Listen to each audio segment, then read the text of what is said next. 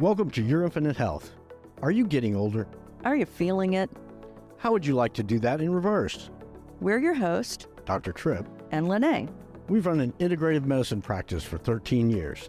Together, we have 60 years of combined experience helping clients. We've helped tens of thousands achieve success in health and live longer, happier lives. In this show, we'll cover peer-reviewed and evidence-based integrative approaches to creating the health you've always wanted. We also share professional experience we see in the field every day. So if you're ready to feel, look, and live your best life, you're in the right place. Welcome to Your Infinite Health podcast.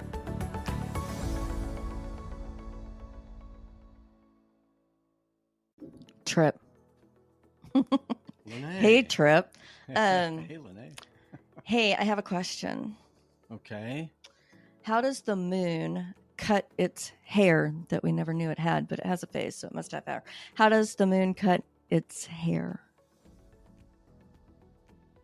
Don't think too hard. Just say you don't know. I don't know. Eclipse it. See, you would have never gotten that. Nope. Okay, so Heaton Huckleberry, our 14-year-old youngest, witty, sardonic son, is away on his 8th grade field trip. It's the first time he's been away for 5 days, and they wouldn't let parents go. And I missed the parent meeting, so I wasn't really sure where he was going. And I had this great idea, to track him. So I bought Apple Air tags, and I stuck one on his duffel and I stuck one on his backpack. And he was like, "Do you want to put one under my skin?" And I was like, "Well, if I could figure out how to do that, I totally would. But I don't think that's possible." So anyway, that did not happen. But so he left. You didn't say, "I'll let Dad figure it out." I know I should have. Well, you were away dealing with your stolen truck. Oh, right. But I had to have him at the school at 4:30 in the morning because the bus was going to leave promptly at 5. So they started loading at 4:30. 2 huge buses, all the 8th grade girls on one bus, all the 8th grade boys on the other bus. And I was afraid that if I went to sleep, I would miss it because, it's kind of a commute for us to get to that school. So I stayed up from 6 a.m. until, probably 7 a.m. so that I made sure not to miss his bus. And he was going to stay up. He didn't make it. So I went up there to go wake him up. And I was like, Hayden, I thought you were going to stay up. Well, that didn't happen, did it? So anyway, so he's been away all week, and I've been tracking his Apple AirTag, so I know where his duffel bag is. But that kid took the one off his backpack, and so I found it in the car today. Yeah, let's see. Sneaky. So anyway, he comes back late tomorrow night. Oh, I know what I wanted to say. So, I didn't want to tell the other moms. I didn't want to tell anybody that I did that because I thought maybe that was a little too helicopter-y, too stalkerish. But I did break down and tell a mom because she was freaking out. And I was like, well, here's a picture of where they are. I'm tracking them on the Apple Find My Phone app, and then here's where they landed. Here's the address of the camp, and you can Google Earth it, and that'll make you feel better. That's kind of mom I am. So anyway, I thought I'd just share that story. I'm excited for him to come home, and I'm worried that he's going to come home a man. He left a boy. He's going to come home a man. I don't know. You're looking at me weird. Okay. Anyway, we have a guest. Let's get to the guest. I'm sure the guest is not appreciative of my story here. And this is he's got a pretty important message. We're going to be talking to Dr. Edwin Lee. He is an endocrinologist, author, and international speaker. He founded the Institute for Hormonal Balance in Orlando, Florida in 2008. He's board certified in internal medicine, endocrinology, diabetes, and metabolism. and has completed special training in regenerative and functional medicine. He is a graduate of the Medical College of Pennsylvania, finished his 2 fellowships, critical care and endocrinology, at the University of Pittsburgh. He is the author of many books, and the latest one is The Fountain of Youth with Peptides. Dr. Lee is the lead investigator for an IRB. That's short for International Review Board, Tracy, in Wisconsin. For an IRB approved senolytic study investigating the role of Trip. Can you say that word? Dasatinib and quercetin, thank you, on the changes of the immune system, reducing biological aging and possibly reduction of senescence. He recently published the first human trial of using BPC 157 peptide injected into the knee joint for knee pain. Currently, he is the assistant professor of internal medicine at the University of Central Florida College of Medicine. He is a co-founder of Clinical Peptide Society and also started a non-for-profit organization called SavePeptides.org to save peptides from the FDA. His passion is healthy living, and he practices what he preaches. He has completed an Ironman triathlon, has done a personal record of 4 hours, 30 minutes in a 100-mile century ride. He enjoys participating in ping pong, snowboarding, hiking, snorkeling, cycling, and swimming. And he resides in Orlando, Florida, and has a wife and 2 sons that are in college. Welcome, Dr. Lee. All right, Dr. Lee, thank you so much for joining us today. I really appreciate you taking time out of your day to share with us your experience and your wisdom. Thank you, Lene. Yeah, so I know you and Trip met this past weekend at the AMMG CME conference. Mm-hmm. And I figure I'm just going to be a fly on the wall for this episode, and y'all can chit chat. Well, I think Dr. Lee brought up an issue that's coming forward that's of concern to all integrative medicine physicians and patients right? too, that and can help promulgate the certain substances that we use, peptide therapies that we use to help our patients, and that are currently being threatened by review and what kind of review? Well, review and then review by who? By the FDA, and they're threatening to be taken off the market, and our ability to acquire them through reliable resources such as pharmacies that will actually do prescriptions specifically for our patients, so compounding pharmacies. So Dr. Lee has been helping physicians learn for years now about peptides and their benefits and all the great things they do, and they've certainly helped my patients over the years since I received his training. So I'd love to get his opinion on what's going on and see what he has to say.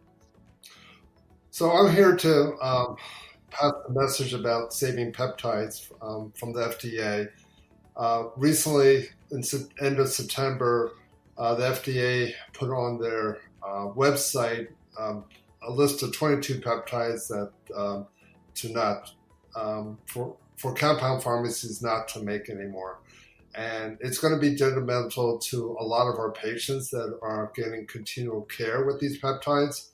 And it was not even open to discussion. So there is a petition to sign that hopefully you can share it on your link right here. But you can go to savepeptides.org. There's a QR code there too, so it could be spread, I guess, faster among social media. But it really comes down to our right to choose your own medical doctor is really is on the chopping block, because if doctors lose the use of peptides, the next thing may be bioidentical hormones, and that has been on the chopping block many times, and nutritional supplements. And if you look at the FDA website, you can see all the list of nutritional supplements they want to take away too. So we have to fight, and there is kind of update, a good news update, potentially good news update is that that if we can save one compound pharmacy, and we're talking about Brooksville Compounding, which is near Tampa, Florida, they can technically, a compound pharmacy can make all the peptides that is on the FDA 503 list, 503A list, category 2 and category 3. And this is the list that came out just recently in September. They can make it, but they cannot basically, they only can sell it within the state. They cannot basically bring it to your state. What state are you using? Louisiana. I forgot. Louisiana.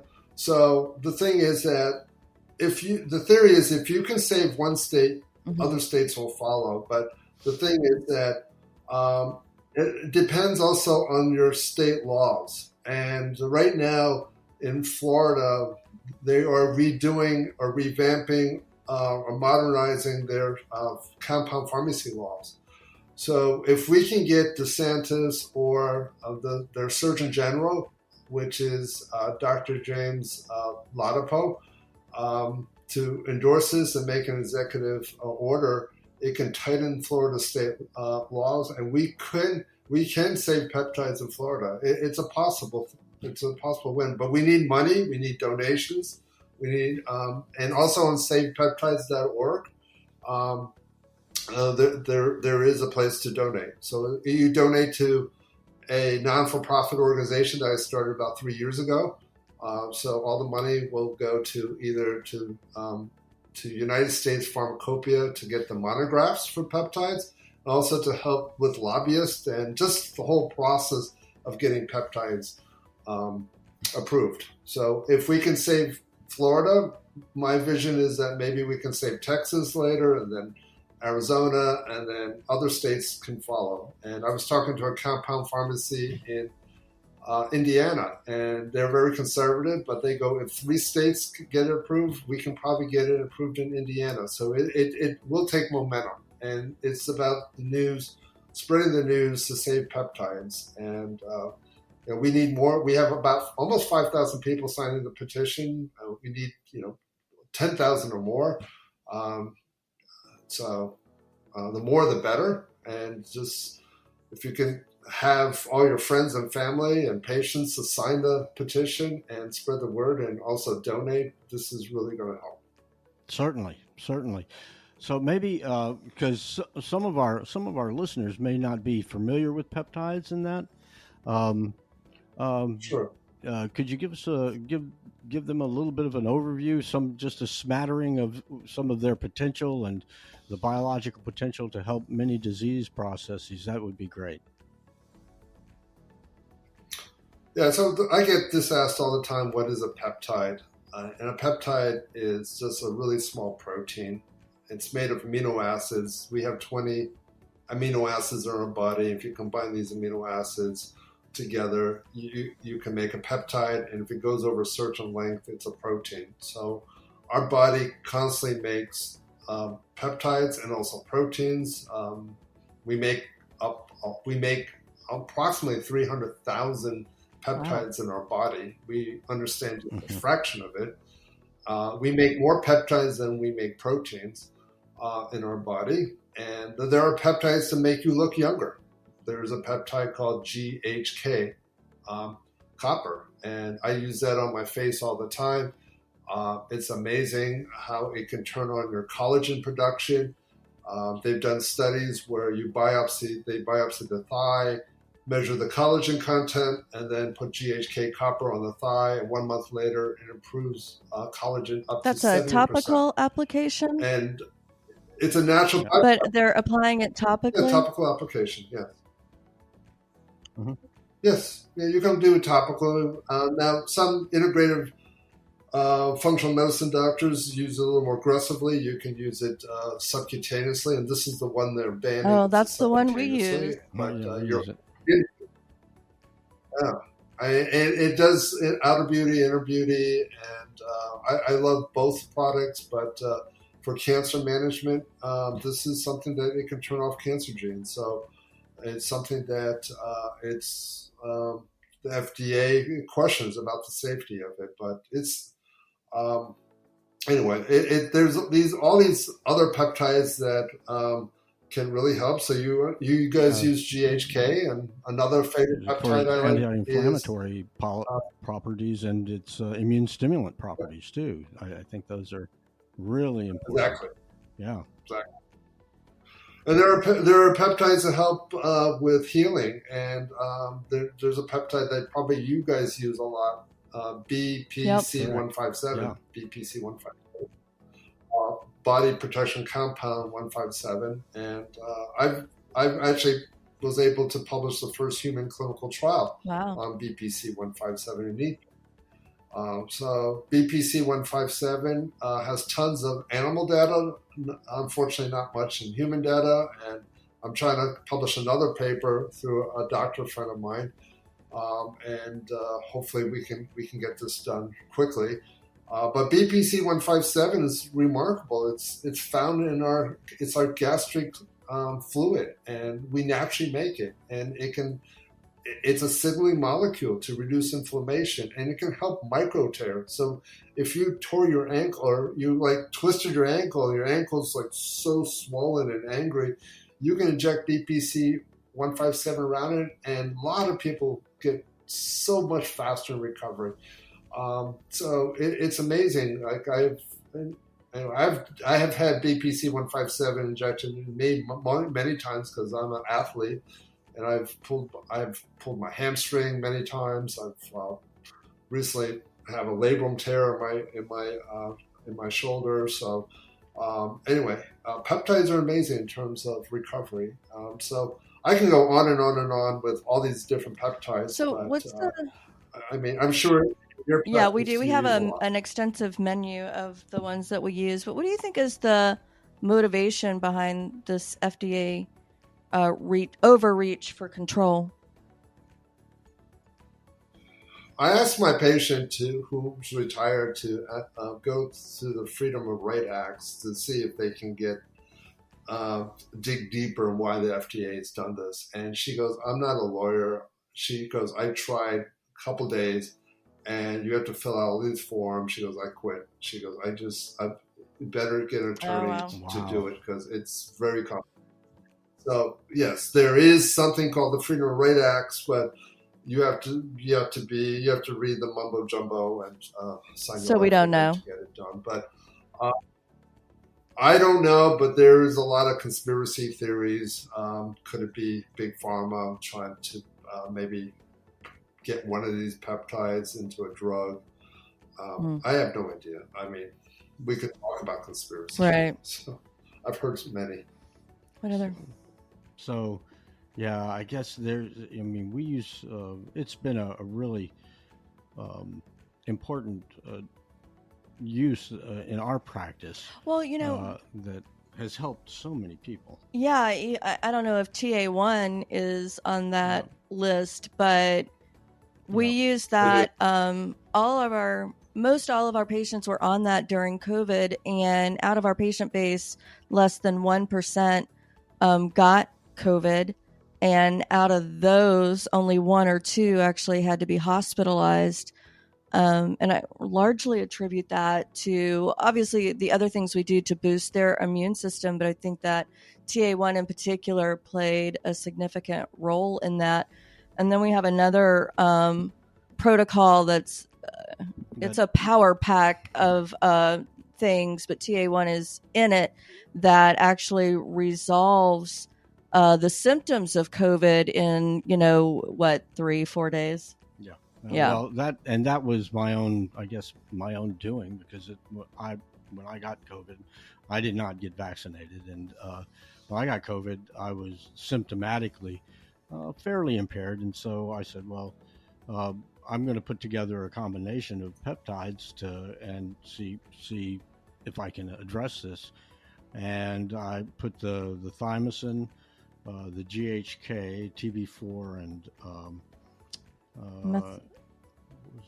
what in the viral punisher? Yeah, Methylcobalamin and NAD. And... Yeah. Yep. Yeah. So a number of strongly anti-inflammatory and immunostimulant combination in there, and it worked fantastically. And we use it for an antiviral approach, and it works very well. I think it's also been helpful for certain people that have had alleged long COVID symptoms. So it would be significantly tragic, quite frankly. Well, I think there's a multi-pronged approach. We have clinical peptide. I'm co-founder of Clinical Peptide Society. We have International Peptide Society. That's more with A4M and Dr. Seed's group, and I'm meeting with them all together, and I have meetings with them. We're using a multi-pronged approach to basically address certain issues. And with International Peptide Society, we're trying to get them to help Terry from Brooksville to get the USP monograph for thymus alpha 1, so that if that gets done, then all the states can use basically. Well, that would be awesome. That's but hopefully we get other peptides with their monographs. But it takes a lot of money, and it's whatever you can donate to save peptides, it's going to cost money. And anyway, it's I can go on all these podcasts and tell everyone to please sign, and it's helping, but we also need donations there too. So. All right, cool. Is there any? And I have an opportunity to speak to the Fountain of Life, which is a huge, basically clinic with Tony Robbins and all that. But they have multiple billionaires. So the thing is that a billionaire could just fly across the ocean and pick up their own peptides and fly. Well, that's very self-serving. Of course. I know, but hopefully they can help us. And help society, and so that we help everyone here that really depends on. Well, and that has good medical guidance and good decision making behind it. I think that's important. So because the bodybuilding kind of people, they've been using peptides for years, and probably they're acquiring them from somewhere, but a lot of times when I see patients like that come in that have been using them themselves without guidance, they've had a number of side effects and or untoward outcomes that they probably could have avoided had they had good guidance with their usage. So we want the FDA to still be around so that we can get our peptides through an FDA-registered 503A compounding pharmacy, so they have a sterile room. Everything's done legit. Because if this gets all shut down, people are going to go on the internet, and unfortunately, there's going to be some shady business on the internet. Someone's going to cut corners, and if there's some deaths with it, then the whole peptide thing is going to go down. And that's why the FDA is going to say, that's why we want to ban peptides. But it's not, peptides are bad. It's just how they make it. And especially if you're injecting, you want it to have it sterile. And that's why when we teach our class to healthcare providers, we endorse to get it through an FDA 503A compounding pharmacy. Absolutely. And not to buy it on the internet. Cool. Is there anything else that you would like the listeners to know?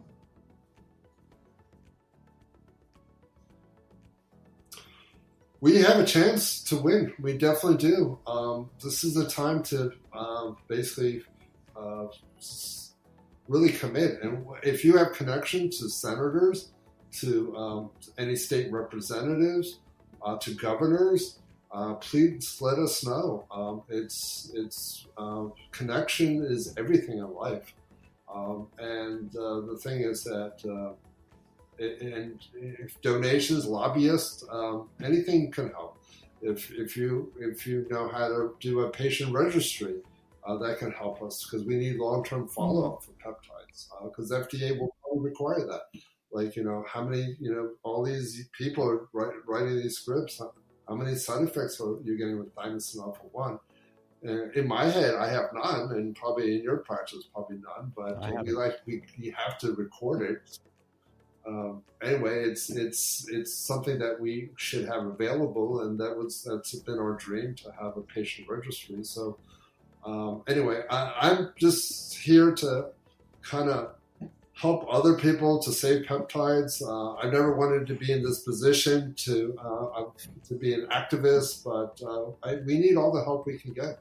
I don't have a secretary. I don't have a receptionist. I mean, I do have a receptionist in my office, but there's, if you have free time and you want to fight, contact us you can contact me at info@dredwinlee.com. I'm in Orlando, Florida. And anyway, if you have connections, especially to Governor DeSantis or Dr. James Ladapo, that'd be fantastic. Okay, great. Awesome. Thank you so much for sharing that. Listener, we'll have the links available somewhere around so you can click on them and go to those sites and help out if you can, particularly if you are somebody who has benefited from the use of peptides. You should definitely participate and ensure that other people have the same access to the care that you did. So I hope you guys found this informational and take action. Don't wait. And until next time. Thank you. Thanks for subscribing to Your Infinite Health. I'm Dr. Tripp. And I'm Lene. Until next time, feel it, look it, and live it.